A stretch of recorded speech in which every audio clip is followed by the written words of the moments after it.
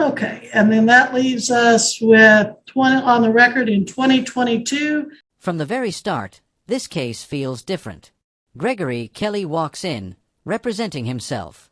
That's like stepping into a boxing ring with zero training, except the opponent is the legal system itself. CR 133, State of Kansas versus Gregory Brian Kelly. The state appears by and through Greenwood County Attorney Jill Gillette. The defendant, Gregory Kelly, appears in person and pro se. Mr. Kelly, are you still wanting a jury trial, or do you want an opportunity to try to negotiate a disposition with the county attorney?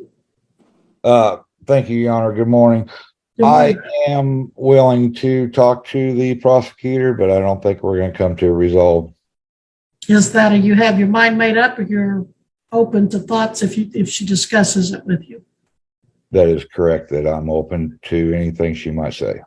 Very well. Ms. Gillette, he has signed a waiver and continued to represent himself throughout. Are you available and willing to talk to him this morning about possible resolution?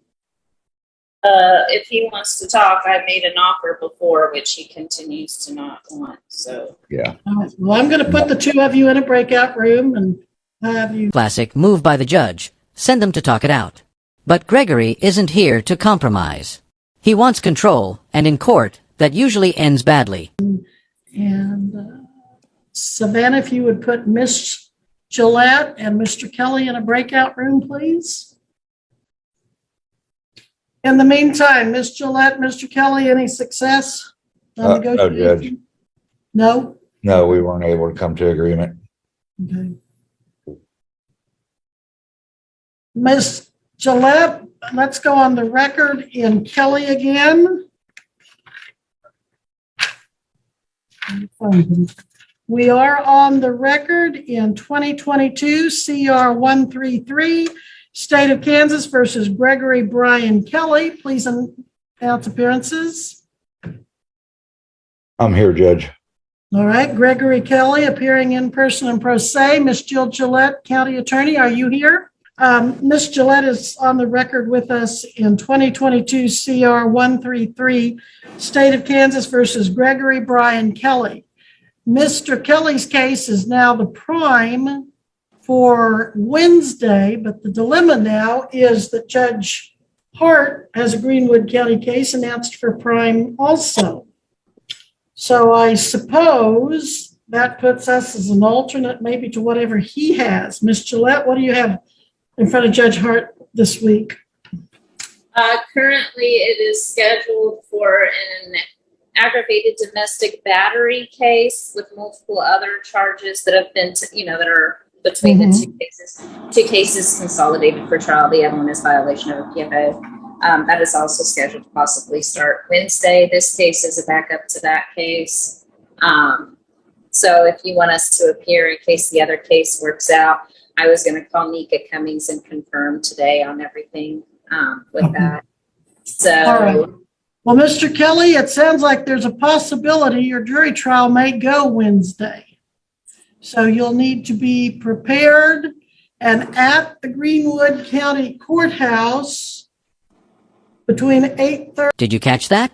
Gregory shrugs off the pressure of a jury trial like it's a coffee date. But here's the reality. Trials aren't improv shows. You don't just wing it in front of 12 jurors. 45 Wednesday. Judge Hart and Ms. Gillette will be in the jury trial in front of you, but if for some reason that would resolve itself in plea, as they often do, or some other disposition, the jury will be ready and waiting. So are you quite certain that you want to represent yourself in front of a jury on Wednesday? Yeah, I am, Judge.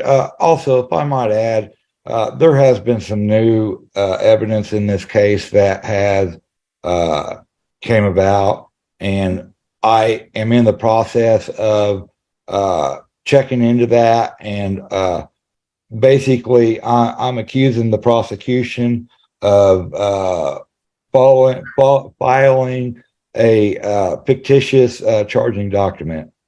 So I don't know where we're going to go with that, but I have hired a forensic handwriting specialist at the moment, he's supposed to be acquiring handwriting samples, and I'm not sure how this case can go forward until we get this matter figured out.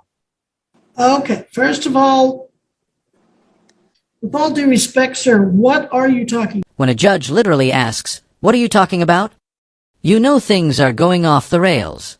This isn't strategy anymore, it's conspiracy theater. The Secretary of State has confirmed that the notary's signature that is on the charging document is not on their file. In other words, it is a forgery. Somebody forged the notary's signature declaring the prosecutor's oath.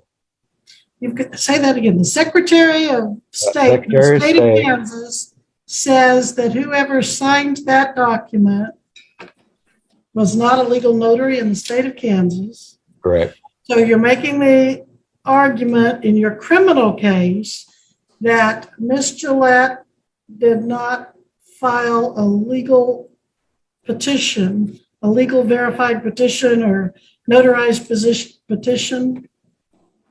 I'm saying fraudulent.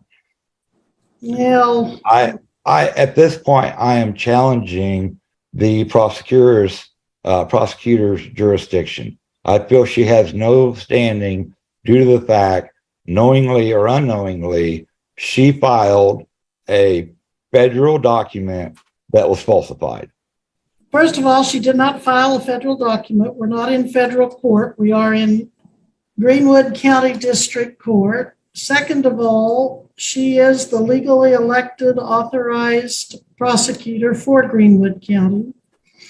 And she did sign the complaint and information filed against you.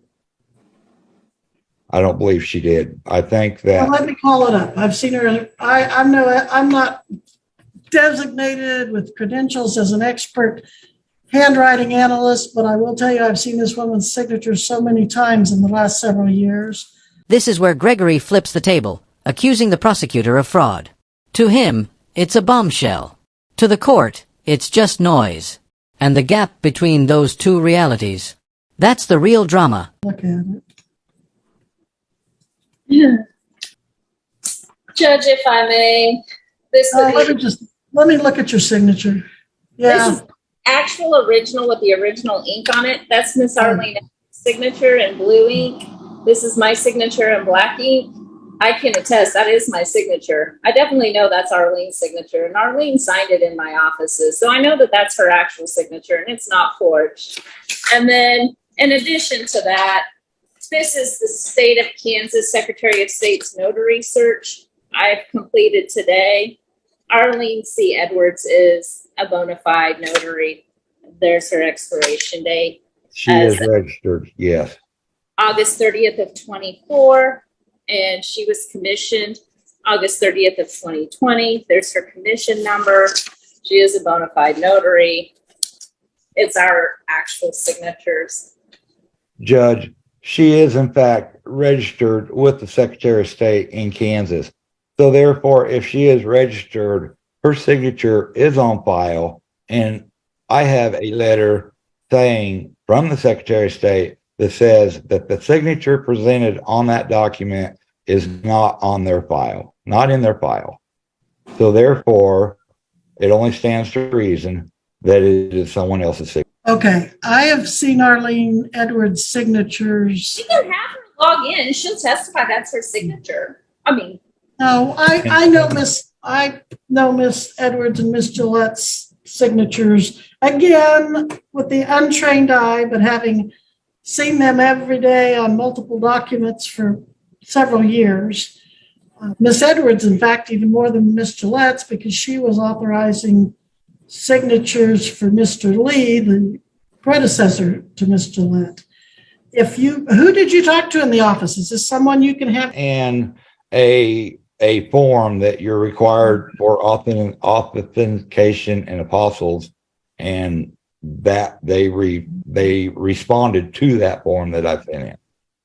Okay, well, I don't know that you've actually formally filed a motion, but nothing you've said convinces me that legal grounds would disqualify this case from going further to trial or disqualify Ms. Gillette from prosecuting it. Now, if you want to bring down a witness and present them, you can do so, but what bearing would that have? The issues for the jury, Mr. Kelly, will be count one.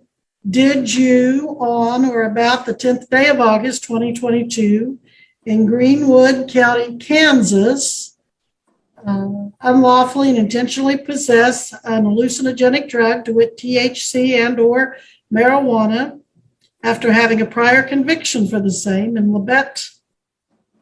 Is that Labette County or Labette, Colorado? That's Labette County? Yes, Kansas. Okay. And then in count two, and that the jury's going to have to decide if the state can present the elements of that. And then they're going to have to decide the elements of unlawful possession of drug paraphernalia in count two.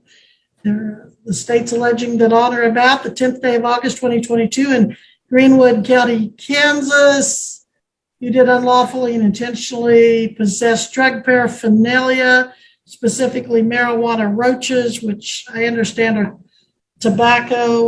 marijuana tobacco, and rolling papers. So it'd be the rolling papers for the purpose of either storing, containing, concealing, ingesting, inhaling, or otherwise introducing a controlled substance into the human body. So those in counts 1 and 2.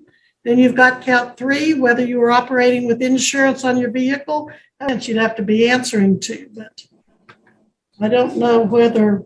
I feel as though if in fact the charging document was falsified, then therefore she would have no standing in this matter. Okay. Would it not at the very least be a conflict of interest, Judge? I am finding that there is no conflict of interest. I'm finding that there is a valid document and that we will proceed. So on the evidentiary merit. Now, you can reserve your right to appeal my decisions. You're welcome to do that. And I will note that you have made those objections to proceeding. But if I in fact can prove that it is a falsified document, would that not be, would she lose her standing at that point? I mean, I understand you're saying you don't believe it is falsified, but I'm asking if it was. We're going to proceed on the charges. If you prevail, that's that. If Ms. Gillette prevails on the charges, you can file whatever grounds you Court of Appeals, sir. Okay. All right.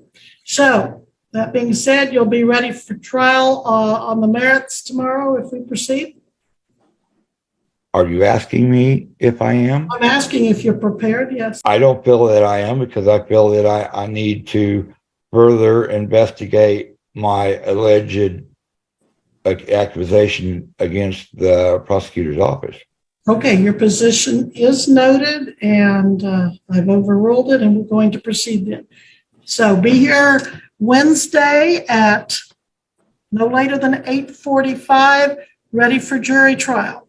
All right. Thank you, Judge. Thank you. You may go, sir. Thank you. You're welcome. Now, Missy, I think if... And that's it. Objections overruled. Trial is happening. Gregory walks out still convinced he's exposed a system-wide fraud. But in court, confidence doesn't beat evidence, and the jury's waiting.